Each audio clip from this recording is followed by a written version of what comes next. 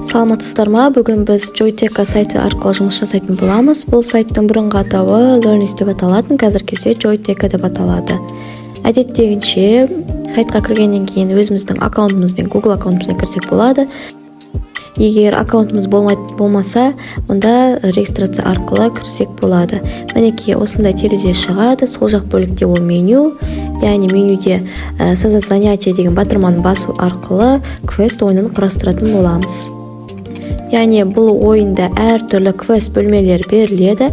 Сол бөлмелерге әртүрлі тапсырмалар жасыратын боламыз. Сол тапсырмаларды өту арқылы оқушы осындай әртүрлі қызықты ойын ойнай алады. Мінекей.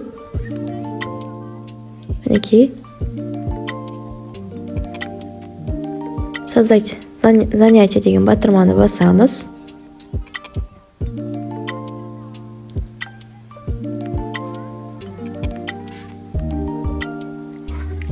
Оқушылар осы Joytekaға кіру үшін код қолданады, яғни біз оқушыға бөлменің кодын беретін боламыз. Сол арқылы оқушы компьютерде не болмаса ұялы телефон арқылы кодты квиз секілді кіре алады. Солайша квест бөлмесінде жұмыс жасай алады. Мінекей әртүрлі қиындық дәрежесіне қарай әртүрлі форматта бөлмелер сақтаулы тұр. Ішінен өзімізге қажетті мінекей бөлмені таңдаймыз. Мінекей 5, 4, 8 дейді, ол тапсырма сандары. Премиум дегендер ол енді ақылы, міне жоғарыдағы барлығы тегіндері. Осы тегін бөлмелердің біреуін таңдаймыз. Мысалы, мінекей жасыл түсті тұр, 3 тапсырмалы, оңай дәрежелі деген сөз.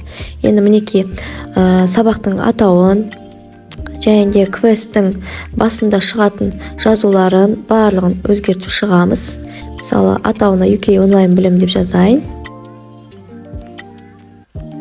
Және квест басталған кезде үлгі деп жазу шығатын болсын. Мінекей сұрақтарымды барлығын енгіземін. Біріншісі ашық сұрақ қоюға болады, болмаса бір сұрақ қойып, әртүрлі нұсқаларды қоюға болады. Мысалы, мен одиночный выбор таңдаймын. Мысалы, Қазақстанға байланысты оңай сұрақтарды қоя берейік. Қазақстанның астанасы. Және біздің ответ варианты дейді Алматы секілді. Басқа әртүрлі қалалар белгілеп шығайын, яғни бір ғана дұрыс жауабын белгілеу керек болады оқушы. Мінекей Астанаға дұрыс вариант деп көрсетіп қоямын. Енді екінші сұрақ. Мұнда да одиночный выбор қоя салайық. Және оң жақ бөлікте перетащите сюда файлы или нажмите, чтобы загрузить изображение деп тұр. Әртүрлі форматтағы, мысалы, есептер болатын болса, сол есептерді фотоға түсіріп, осында жүктеуге болады. Так, енді Қазақстандағы 2000 жылдық тарихы бар қала деп сұрақ қоя салайық. Жауабы Тараз. Тараз және Шымкент деп енгізіп қоялық.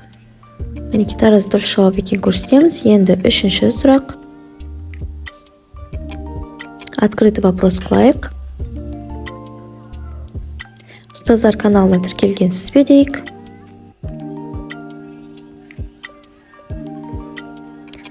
Жауабы иә болу керек. Енді выход батырмасын басамыз. Керемет деп жазып қана қоя салсақ болады. Мінекей. Енді далее батырмасын басамыз. Описанияны ойынның басына көрсетейміз, және барлық тапсырманы орындағаннан кейін бар бесіктің ашылуына галочка, птичка қоямыз. Мінекей коды мынау, осы код арқылы оқушылар кіретін болады. Болмаса QR код арқылы кіруге болады. Немесе мына жерде ссылкасы тұр, осы ссылканы оқушыларға таратсақ болады. Кәнекей ссылканы басып кіріп көрейік. Мінекей үлгі деп шықты. Начать батырмасын басамыз. Мінекей біздің таңдаған бөлме. Енді әр жердегі тапсырма жасырылуы мүмкін деген батырмаларды басып шығамыз. Мысалы, суреттерді басып шығайық. Мінекей суреттен осындай бір тапсырма шықты. Қазақстандағы 2000 жылдық тарихы бар қала.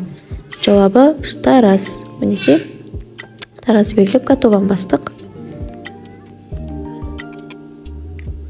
Мінекей ұстаздар каналына тіркелгенсіз бе екінші суретте? Сұрақ иә деп жазайық. Готово басайық. Мінекей кілтті бастық. Мінекей Қазақстан астанасы, Астана, готово.